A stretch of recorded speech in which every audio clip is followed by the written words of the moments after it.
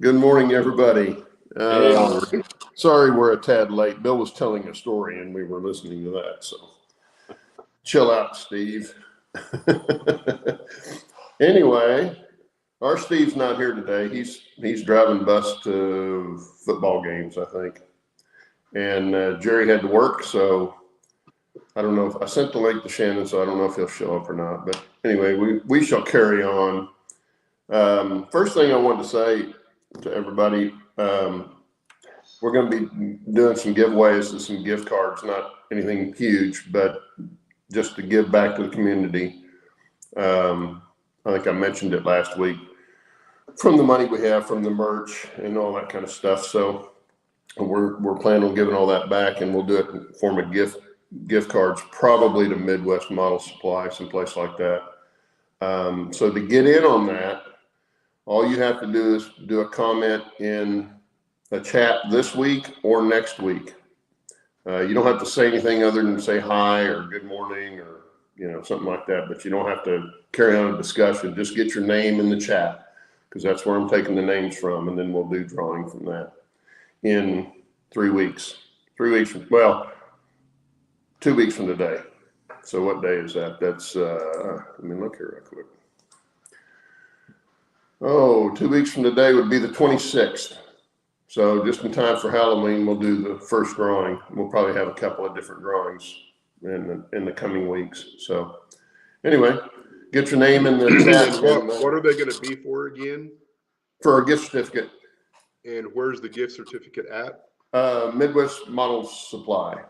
Midwest Model Supply. So you'll be able to get whatever you want. Model Railroad as long as Supply. Midwest Model Supply has it. Yeah. Midwest Model Railroad Supply, because there is another one that's just models. I think it's just the same company probably, but anyway, it'll be on the railroad side of it. Yeah. So anyway, that's out of the way. Good morning, everybody. Oh, Bill, why don't you do the chat? Can you see the chat well enough to read it? No, I'm on my. No? I can't see that. I can't see it either. Dennis, that's a cop out, this man. weekend, so Dennis is copping out. He's going to make me do it. At the lake. Well, John, Grandpa Rails is here. Good to see you. Lynn McCarty's here. Gerald Stewart, Stephen from Wigwag is here. Rob T-Man, Mom and Son's Trains. Good to see you guys. Who else here? John Tenzillo's here. John from Schuylkill River Valley. Who else we got? They were the ones that were in here the most this morning, yakking back and forth. I know there's some other people in here. Dave BNSF, good to see you. Hi at DES Media Production. Let's see, who else? This is why I make Steve do this. Al Mar's here, good to see you, Al. Who else is on here? Okay. Well, anyway. Oh, Mark Pruitt's here. Good to see you, Mark.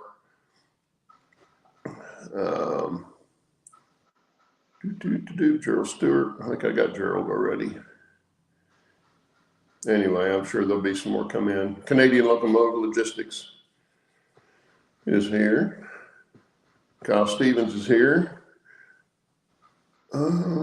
And Bill keeps popping in and out. John Knopfel. Is it Knopfel? Is that the right pronunciation, John? Looks like that's what it would be. But I'm horrible with pronunciations and names, unless I know what they are. Anyway, it looks pretty good.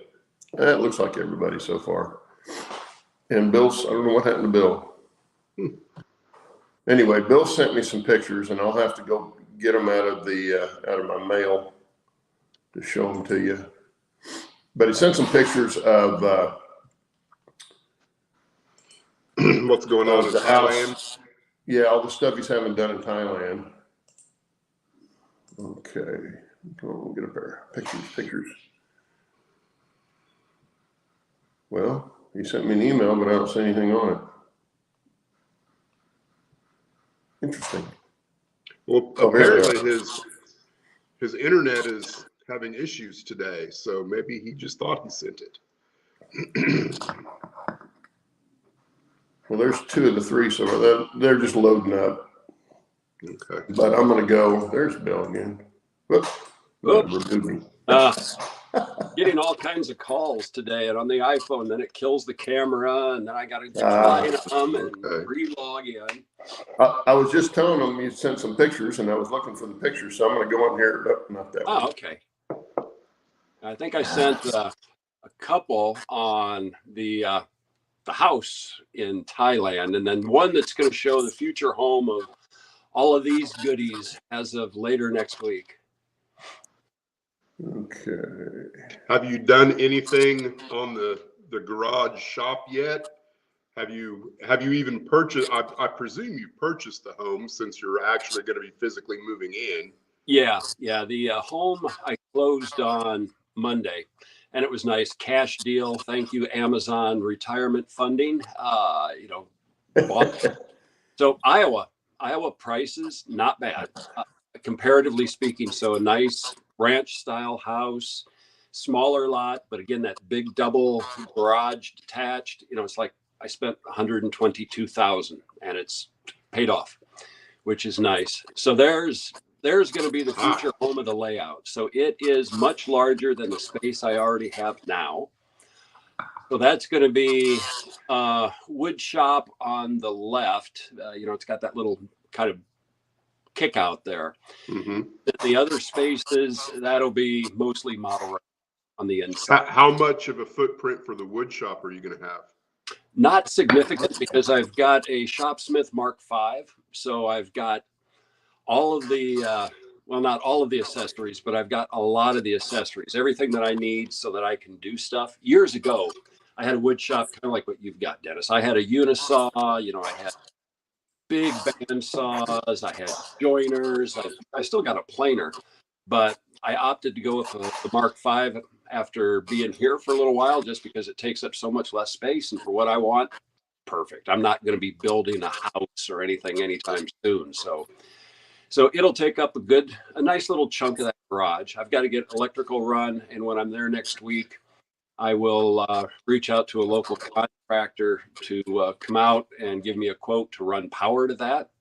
I did find out, and looking through all the documentation, that it built in 2016, so it's not quite 10 years old yet.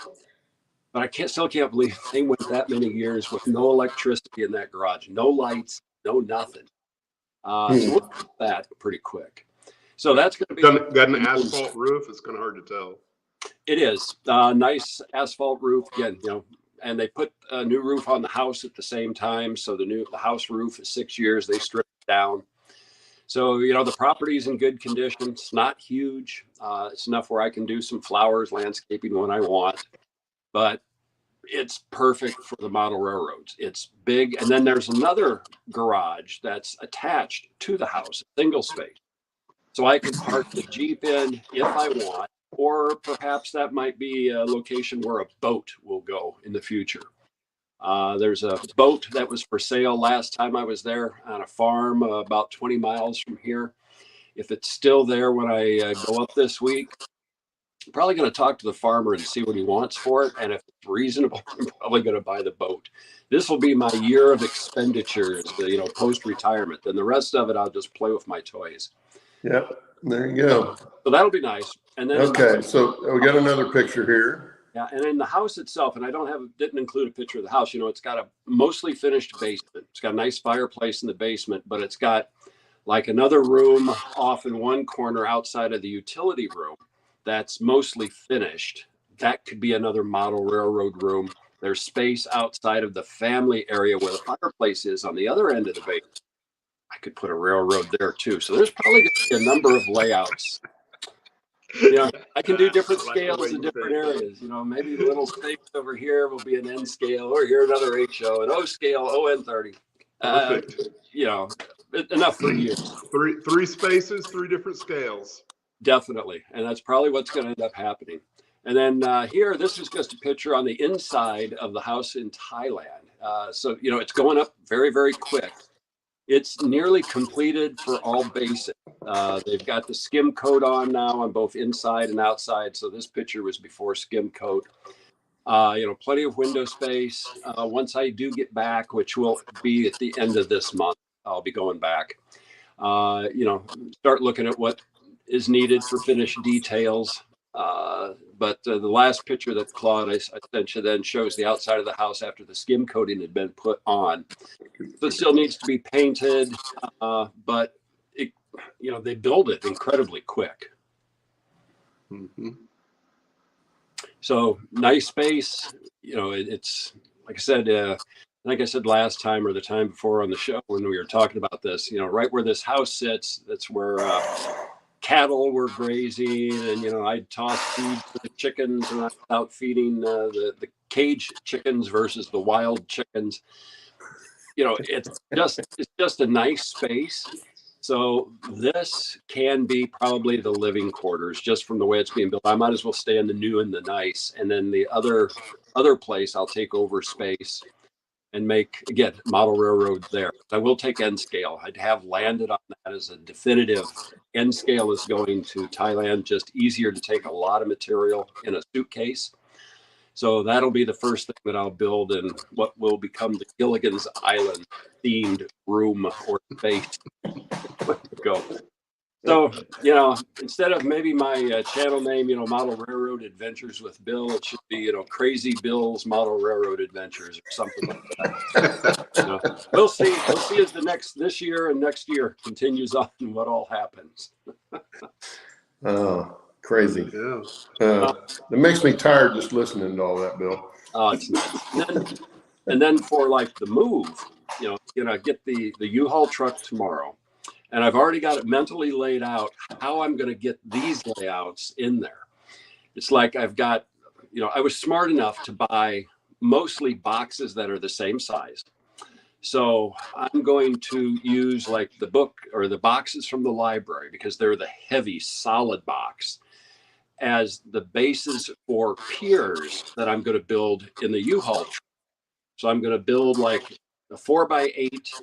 Well, actually 4x16. So I'll have a pier in a corner, pier in a corner, pier in the middle, and then on the other end, so that these two 4x8 HO scale layouts will be able to go in, me and the guys will be able to, and they're light, pick it up, take it in, set it on top of these box piers. And I'll probably have 6 high, which will put me, probably up to about my chin or chest level, and then pack all of the other boxes and some of the furniture underneath, so that it's nice and stable, but the layouts are safe.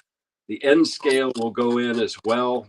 That can just set, and then the bracing that I've got on the legs, I can take on and off, so get stuffed boxes and other things on it. And then some of the furniture, bookcases, shop tools, all of that kind of stuff can go in between and then on the end.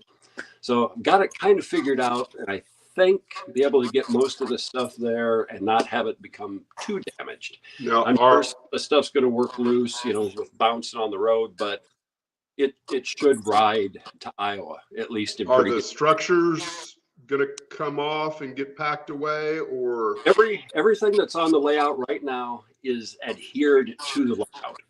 So I've touched everything and gave it a little pressure, and if it didn't move, I considered that good enough at this point. I'm sure there's going to be some stuff that are going to kind of work off and bounce a little bit. But again, if I have boxes and everything there, they're not going to drop to the floor. They might bounce on a box. Some of the scenery might bounce and get damaged if it's not glued tightly. But again, all of that's quick fix versus tearing it down completely and starting over again. Right. So we'll see. It will definitely be a video show on your channel to watch, to see it all go in, and see how it looks when it all comes out. It's exactly what I'm going to do. So there will be a video of different phases, like I did with the O scale move. So it'll be little clips of getting started. Here's where it ends up, how it looks. And then, by the time we get to Iowa, and it's like a tornado has gone through the layout, or maybe it rides perfect and everything's be interesting, won't it? Yeah. Hey, you never know. Dave Meek over there at the Thunder Mesa, he moved everything from where he was at, but he only went 7 miles. I think he had 3 things break, and so he did a program just on fixing what broke. Yeah, and I'm anticipating there'll be some of that. You know, I'll do everything I can to minimize it. I've got some of that bubble wrap that I put on top of the boxes to kind of give the layouts a little cush so that they can move a little bit. The end scale is just going to bounce. It's just going to be the way it is. But again, I don't think I'm going to see significant damage. Could be completely off base and, you know, open the door in Iowa and just start. Oh. I'm sure it won't be anything you can't repair, though. Yeah. You know? Yeah. And it's just nice to get there. I don't, you know, I'm happy that nobody bought them or expressed interest in them. You know, it's hard to sell layouts anyway. You know, people just, you know, some people will, some people won't. But these are nice because I can use the HO scale again as a core for a larger HO scale layout. You know, have these two pieces be the center part of the layout, and I can have tracks going off and around on both sides. Kind of like I had thought years ago that I would do, maybe have enough room to build the third P that I had talked about, which would be an extension of this switching, and maybe I go that route. I don't know. We'll see when I get there. And So you have no track plan at this point. No, and even with these, I never had a track plan to begin with. I just started to, okay, I want this. I wanted an engine service facility. Okay, I've got a turntable. Plop the turntable down on the pink foam board. Take a look. Start figuring out how tracks could go into it that made sense. You know, coaling, fueling. From there, add more switches. Just a layout on the table until I had the track arrangement that looked good to my eye. I knew I had enough room to put in buildings and different service areas, and then just kind of went from that. And then the same thing for the other piece, and the end scale, same thing. Concept that I wanted this, no drawn track plan, just started putting stuff down, started to see how they would connect and flow, make changes, and then make the final product. Yeah, cool. So if I do another HO 4x8, I've already got it mentally figured out that I want to have like a massive industry dominate that 4x8 piece. The tracks would continue on both sides of it. There would be a lot of switching coming in, tracks going into a heavy building. You know, maybe it'd be like a foundry type facility. I've got pictures of one up in New Jersey that had been abandoned for a number of years. That was really kind of cool. And the overhead Sanborn fire insurance maps for that facility showed a lot of track work going in and around and out. And I would loosely base what I would do next on something like that. You know, just continue the long runs on the main line, but have a lot of area in there to do switch. And if I could work that in, then I could go from there and then have loops coming off and going back around so that I could have trains actually going and coming from the scene. You know, again, this is years, maybe 2 years down the road. We'll see what happens. Steve Anderson says you should have just rented a trailer and put the layouts in and then pack it with packing peanuts. And then that's almost what he's doing. Roll out. I'm sure the neighbors would love that. Yeah, but I got too much other stuff. I got too much shop crap. Shops, well, portable tools up the wazoo, nail guns, air compressors. I got all kinds of things that have to go too. So, you know, I need a U-Haul is the best way for me. But it would be kind of fun to put the packing peanuts in trailer, and then just. How big is the box on the U-Haul? It's a 26 foot. So the box itself, you know, because they count the mother's den or whatever they call that thing, it's probably about 24 feet for the box. It's good size. I will be able to fairly easily get most everything in. And if by some chance, because I got a few pieces of furniture that are going to go too, and if by some chance I run out of space, I run out of space. I figure I will do another load for the furniture that will be coming with me, which is a chunk of this, you know, that we've agreed upon. And that would be another load that I would do via U-Haul, because even doing the second load with U-Haul, I would still be paying less than if I used a professional company to do the move for me. And I'd still come out ahead probably about $2,000. So I'm going to opt and do that. Yeah. Well, I remember when I was building airplanes, and we actually did a fly-in, went from Tulsa all the way to Dayton, Ohio. And I was sweating. I had a third scale biplane that I was taking, and sweating how I was going to get that up there. Well, I built a PVC crate for it, not crate, but a rack for it to mount it on there, and then I can mount the crate to the trailer. But those trailers are so lightweight, every bump in the road. So it's not really the big, the big things that you run over. It's all the vibration along the way. Does more damage than anything. Yep, it does. So it'll break glue. It breaks glue loose. Yeah, and I'm Paris to do. I just know it, but it's just nice that I'm going to be able to actually take these. And like I said, the legs and stuff on these HO scale layouts, they all come apart and they fold, and I can tuck them under my arm and actually carry the leg system for this. So that'll be easy to put into the trailer, and easy to put back together once I get there. So, I'm just hopeful everything's going to work out pretty smooth. And as we were talking in the green room, I'll have somebody riding shotgun with me. And again, Claude, I don't know if you can zoom in or make it closer on me, but if you guys can see right there, there's Bones. Bones is going to ride shotgun. So I'm going to put a hat on Bones and a t-shirt, and I'm going to prop him up in the passenger side seat and zip tie him in. I'll even put the seatbelt around him. Do you have a Grateful Dead t-shirt you can put on him? No, I've got a whole bunch of Amazon t-shirts, and I think that might be appropriate, just kind of comical for that. Have him there, and then try to zip tie his hand so that he's leaning like on the window. Just to have some fun, since I'm going to be driving 1,100 miles. You can have him hanging on to the trailer hitch between the truck and the trailer. I thought that I could have my Jeep on a trailer and pull it, and I'm going to be putting my kayaks on top of the Jeep actually later today. And I was thinking if I could put the skeleton, like sitting in one of the kayaks towards the road, there's just no real good place to tie off for like zip ties to keep it there. And I think the wind and, from the travel might not do well for a skeleton. I don't want a skeleton, head flopping on the highway. That would really scare the hell out of somebody behind me. So just ride shotgun, I think, is going to be good enough. It'll catch the attention of kids and, others as I'm driving down the road. Or in the driver's seat of the Jeep. Oh, hey, that'd be kind of cool. I could do that. Dennis, thank you. I'm going to try that, and just to see how it looks. Yeah. Oh my more people will probably be passing you on the left to see him than people passing you on the right to see him. Yeah, this is true. Roy says you should tie him to the grill of the truck. I see that somebody here in the Richmond area has not on the grill of the truck, but he has like an SUV with the racks on top, and I seen he zip tied again a skeleton like this, onto the racks on the top of the Jeep, like he's holding on for dear life, and that was just hilarious. It gave me the idea that I'm going to do something similar.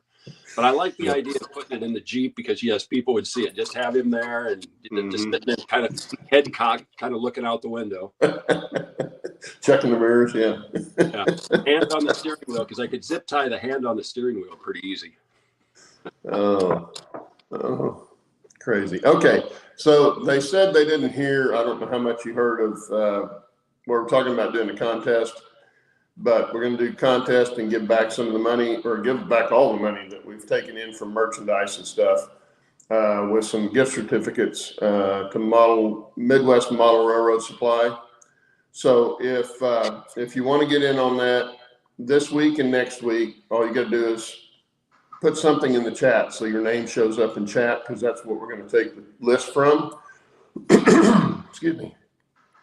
And then on the 26th, we'll do a drawing, and we'll draw 3 names for three gift cards then, and then maybe in a week or so after that, we'll do another drawing the same way. So anyway, excuse me, make sure you at least say hi or good morning or something like that in the chat so we can get your name on the list for that. And that'll be in 2 weeks. So, tell everybody, come get your name on the list, and we'll do that drawing. Anyway, Dennis and I were talking before the show, before Bill got here, we were discussing details on our layout and stuff and how much detail we put in or don't put in and for what reason. And Dennis, why don't you talk about what you were telling me about whether or not somebody was going to notice something or not and why? Well, you remember what you said? Like I've got for sure one highly detailed scene in one of my buildings with big picture windows. You know, you can light it up, you can see in very well. Actually, I think I've got two that you can see in pretty good. And then I think I've got one or two other that you can't see in quite as well, but I've got like a guy in there with 2x4s over his shoulder, and you know, there's work going on inside the building. And then another one where there's workers inside moving sacks. I haven't had a single person, I think, come to and look at my time saver that's actually seen any of those things. So my thought, you know, with Claude was, well, those kind of things are great for the modeler, you know, because there's fidelity in what you're doing. And if you're a modeler at heart and that kind of thing, you can't keep from doing it. That's kind of the way I am, because the process of building the model and making the model everything you want it to be when you're in the moment is there's a reward for that.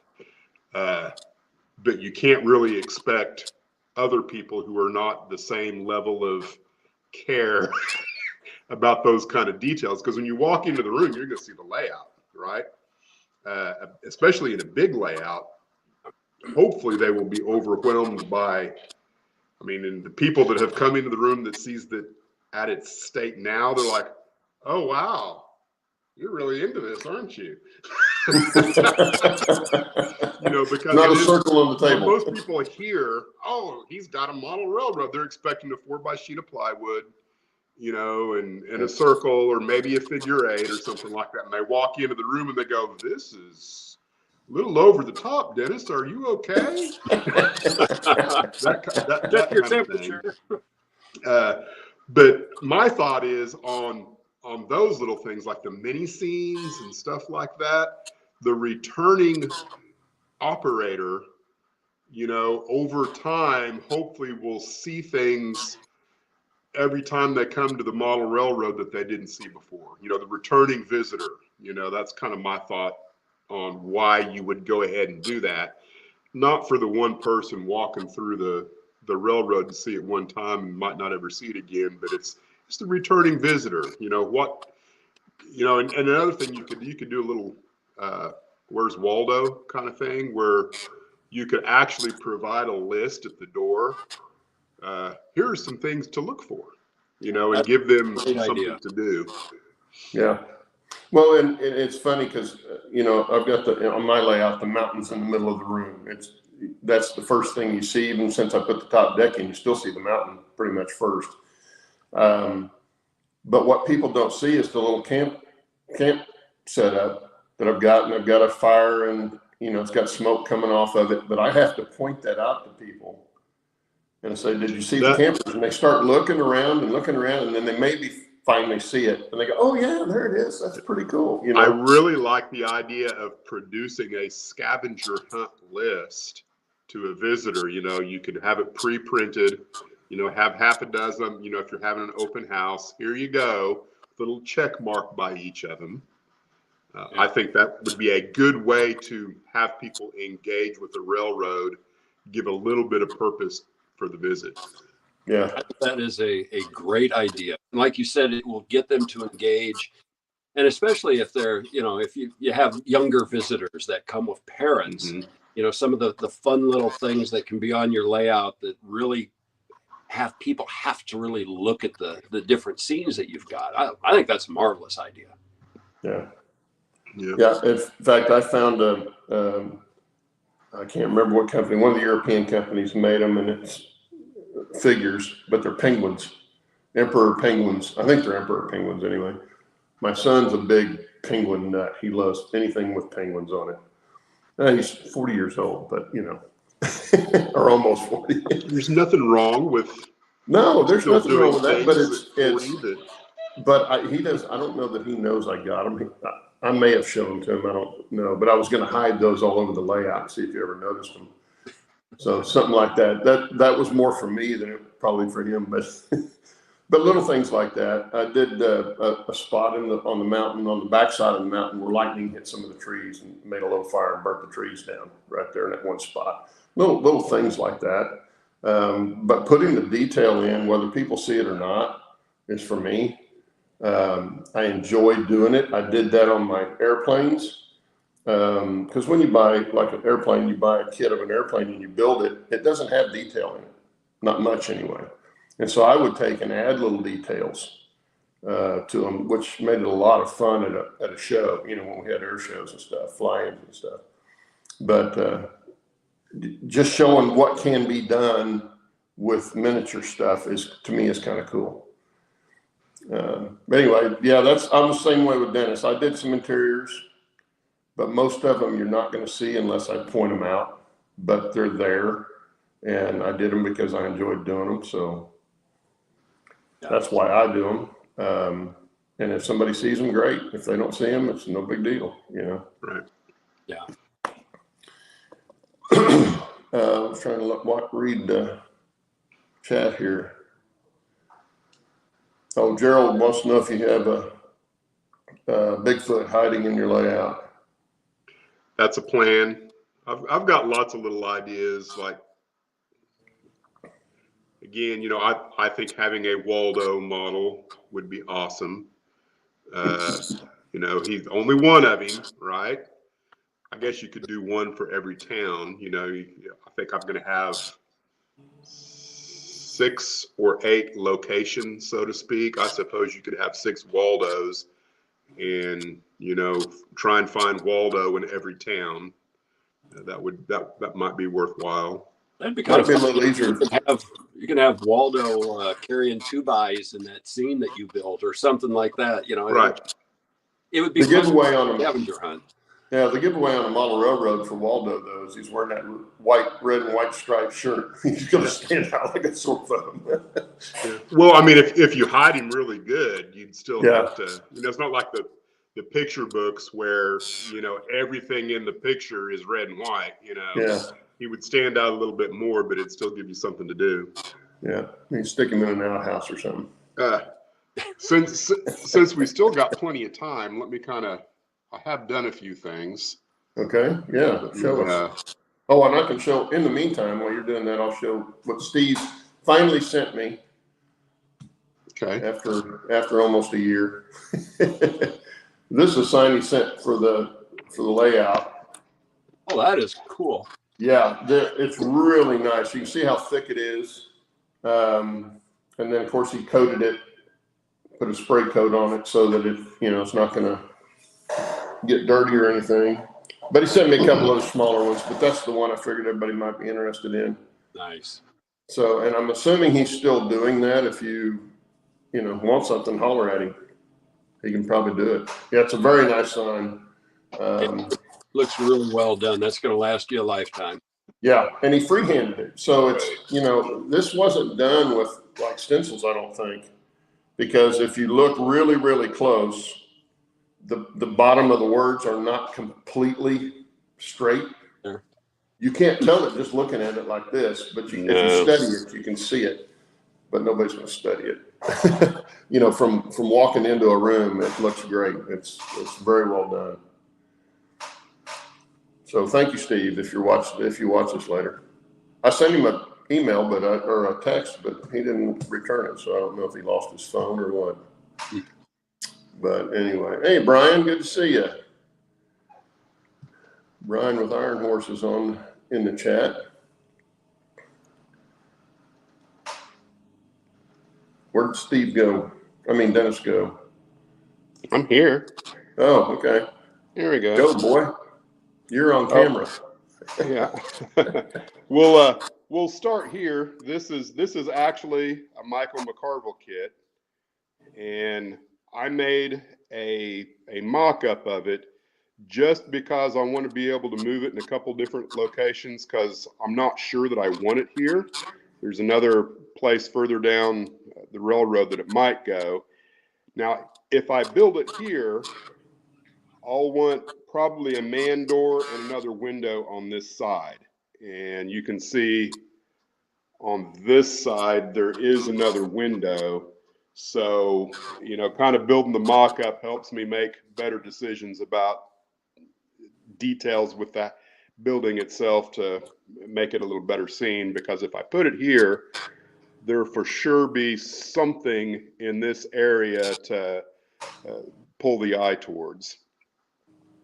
The other location that it might be would be down here.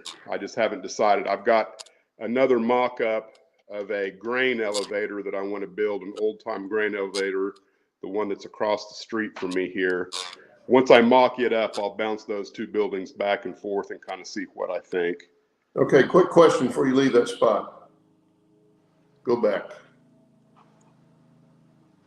The rocks in the background, where did that come from? That's off of my in-scale layout. Oh, okay. I hadn't seen that before. Threw that up there just to kind of get an idea of, you know, how far down, you know, because there's going to be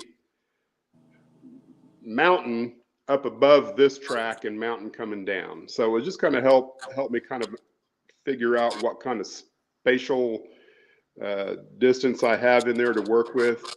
Because outside of this door, I believe, I don't know if it, no, I think it'll be here. My trailings will be somewhere in here as well, coming out of this mine. That's the plan anyway.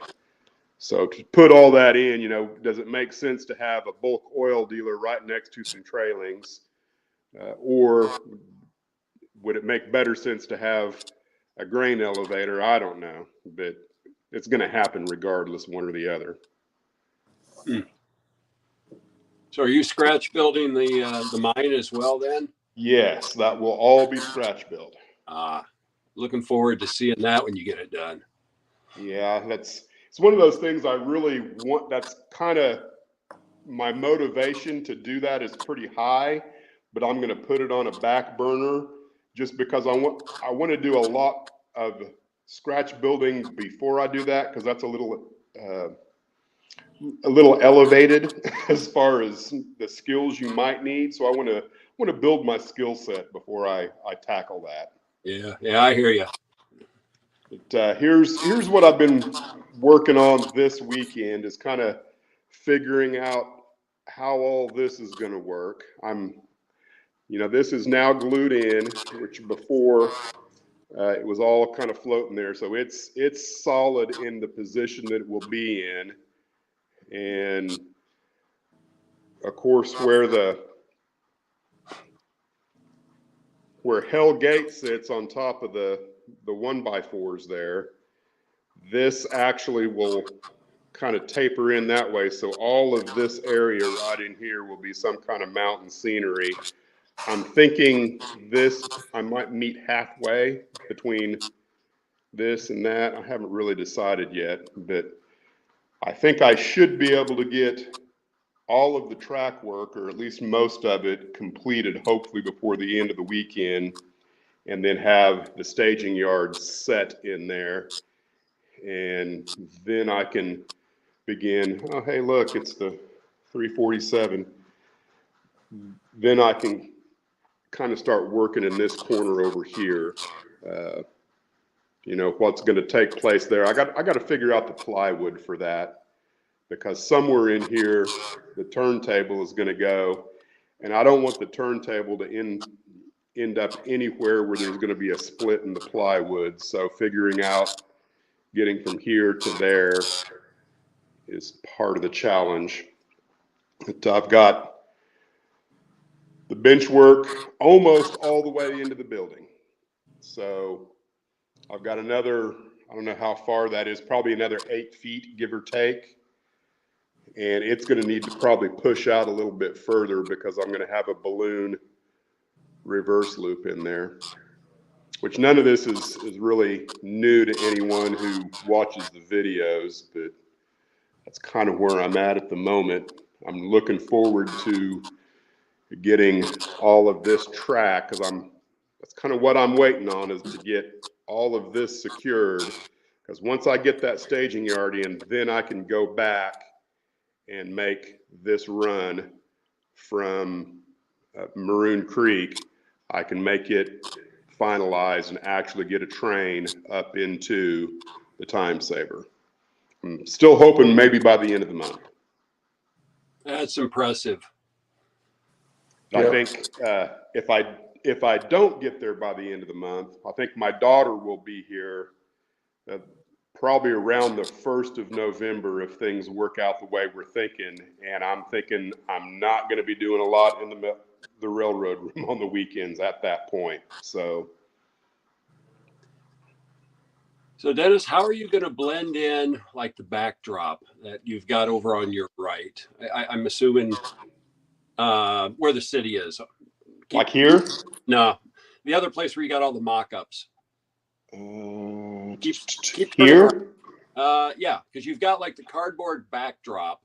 I'm assuming that's So, like, but it's giving you an idea. How are you thinking of blending that in, between the different scenes? well, the thought is for one, as you look at the cardboard piece, imagine that a little bit shorter, but it's a 3D mountain.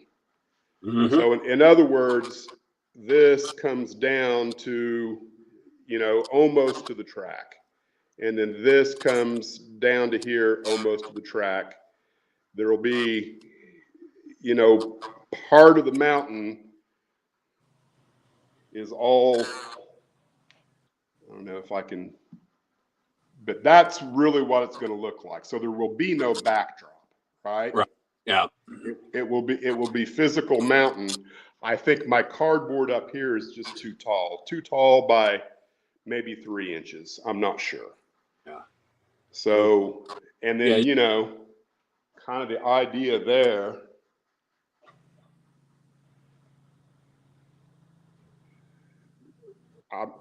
I want to keep the fascia will plunge down right in here somewhere. So I'm hoping that everywhere the fascia is on Hell Gate will actually be beneath the ridge line here, so that you are not seeing fascia on the other side. You're seeing a city and or some kind of rock formation just above that ridge line. Does that make sense? Yeah, that does. That will look really nice when you're done. And then, of course, that ridge line continues on through here. And so standing in the same position, there will be a ridge line in here somewhere that hopefully will just cover the top of the city and maybe obscure this portion of the railroad here, maybe not. If I can also get it to where you don't see any of the fascia or any of the layout standing right here somewhere, there'll be, of course, you can't make everything perfect for everywhere you stand, but that's kind of the idea there, is that you've got ridge line, city in the far distance. Yeah. And then, of course, over here, you got kind of the same thing going on, where probably the highest mountain in the railroad will be right in here where these balloon loops are. Mm-hmm. And there will be a ridge line that comes down here and meets with this one and then continues that way. So one thing that I haven't decided is, can I have a valance over the Nolix? This whole area here is what I call the Nolix, the island, the Nolix, because it all exists to gain height. Can I make a valance as part of the backdrop for the mountains? In other words, whatever support system comes up to hold the valance is what I'm attaching the ridge line to. Right. And so if that support system goes up into the valance, you'll never see the support system. You'll only see mountain going into the valance. Yeah, that makes sense, and I think that would be certainly doable, considering the topography that you're modeling with high mountains, steep cliffs, all of that. That you should do that. It's going to be one of those things that when it comes time to do it, I will, just kind of figure it out as I go and see if it's going to be worth it, because I've got a lot of room, from here to there. If I want that valance to be at the same place as the aisle, where the fascia is, if they match each other, it's a lot of distance from here to there. I think it could be done with support from the ceiling, but that's going to kind of complicate things. Yeah. But a ledger board across the top of there, and either support coming from a wire to the front or straight down from the top could hold it. I think it could be done. It's just a matter of figuring it out and whether or not it's worth it. The main reason it would be worth it, in my opinion, is for lighting, because this area is a little bit dark. You can see what you're doing, but it's not going to be lit up in the same way that everything on the outside is, that will have a valance for sure. We got a couple of questions, Dennis, and I apologize for the noise outside, but somebody's running something. Lynn wanted to know how big the building was. We talking the building that the layout's in, or a building on the layout? Well, you can say either one. Well, the room is give or take 26 by 29. The 26 is this way, the 29 is this way. No, wait, it's the other way around. 29 wide, and then 26 coming from the door. I don't know, and then he'd have to specify if he's talking about one of my structures, which one he's talking about. And then Boomer wants to know how much total track will be hidden. How much double track? Total track. Total track? Yeah. I certainly haven't figured out any footage. Right now I would say most of the places where you see the pink will be covered. Now, this whole thing right here is a whole another animal all in itself, but this will disappear somewhere right around in here. All of this will be seen. This will peek out. I've tried to make as much of the track that can be seen. So I don't know. I've never tried to measure it, but I would say much more of it will be visible than not visible. Most of it that will be not seen is right in through here. The cardboard right there. This will poke out on the other side over there. I can walk over there. I can tell everybody, having been there in that room, it looks big on video, but it's a pretty good sized space. And of course, when I was there, he wasn't nearly as far along as he is now. No, I think I could see what was going to happen on frying pan when you came in, because we were working on getting that corner right there done. Yeah. Yeah. And I could tell what it was going to be by being in the space, because you could kind of get a feel for it. It's really hard to tell on video, but yeah, it's an impressive space to have a model railroad, personal railroad anyway. And then back over here, there'll be a couple of spots where the track disappears, and then of course this stretch from there to there will disappear. Yeah. Are you anticipating any headaches accessing track that you are probably going to hide under your Yeah, right now I think I can get to everything. Of course, I'm, as some people might say, I'm younger than a lot of people in the hobby. Probably the place that will cause me the most challenge to get to would be this spot right in here. Yeah. Other than that, everything else is pretty accessible. This green foam here, eventually I'm going to come up with some drawer sliders that can come straight up in the air is the plan. Right now, I can actually lift that whole section out and just move it to the side. This in here should still be pretty easily accessible. You know, and most of this, you know, all of everything that you see that's got the pink foam on it, it's been running now for a year and a half. Yeah, for a while. I don't think it's been 2 years yet, but it's coming close to 2 years. You know, I haven't had any problems yet, knock on wood. I have had a little bit of expansion and contraction, but a lot of what I've done is nothing is actually attached. There's a few places where it's attached, but most of it can push and pull to a certain degree, and which I think actually helps. If things can, what can I say, breathe a little bit with the expansion and contraction. That's why I'm a firm believer. You know, I'll solder rail joints, but I won't solder all of them. That way leave a little bit of a gap, you know, hear a little clickety clack, but that way the rails have a little room to flex. Yeah, I've got a few places that need addressed for sure. Like for some reason, right between here, and I think I've got another rail joint in here somewhere. That track has shrunk just a little bit. It's not enough that it's caused me any problems, but I will probably come in and take that up and maybe put in another piece of track in there.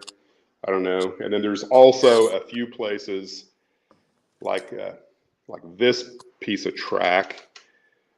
I put that in. It was just barely long enough. I had no other track at the time.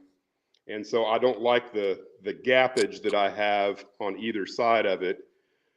That needs replaced. There's all kinds of little bitty things. The plan is once I get all of this fixed, all the track work is fixed, I still might go another year and a half before I get really serious about scenery anywhere, just to make sure that the track is working the way I want. Now, I haven't, all of this track for the most part is still loose.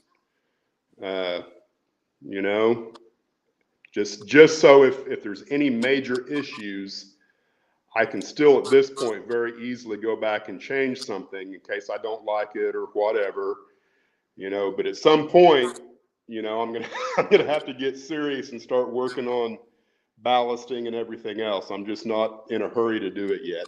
No, you're doing it the right way. Take your time and let the layout run and identify trouble spots and fix them as you go. Yep. And the ballasting is going to take care of fixing the track down to the base. Yeah. Right. I did you say Boomer was in the chat? Yeah, he was. I don't know if he still is. Yeah. He had a video a couple of 3 ago where he actually lifted up one of his turnouts, and he mentioned in that he uses matte medium, and I've started using matte medium. And he instead of spiking, he super glues just 1 or 2 ties as he goes and leaves everything kind of loose. And that's the same thing I'm going to do. I'm going to try that technique. And okay, there we go. Because he was able to lift like an entire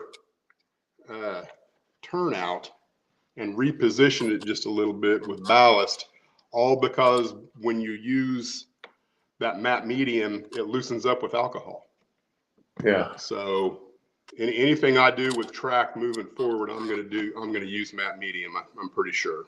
I haven't decided if I'll do it like on long runs, because I don't know that it'll be necessary, but Yeah, it's matte medium would be good. You know, I use like the dilute white glue, and what I found when I want to reposition something with dilute white glue for ballast, I just get some paper towels, soak them in warm water, and just press them on, and it reactivates the white glue. And you can do the same thing. You can easily take it up, clean it off, reuse it.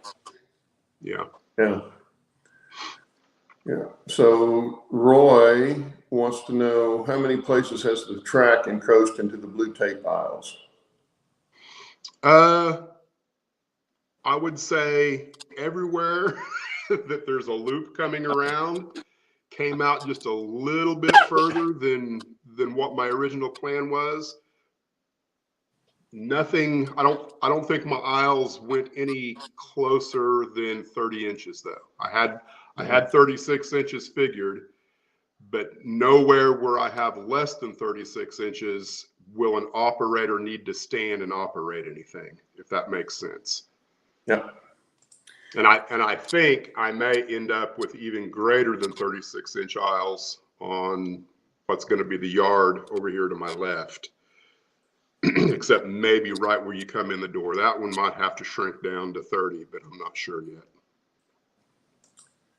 Okay. Well, I was going to show a little bit of what I've been working on.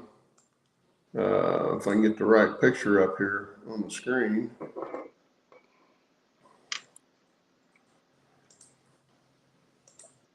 Well, And another thing I'll say about the hidden track, the way the layout can actually function, I don't have to go into this staging yard, the lower staging yard.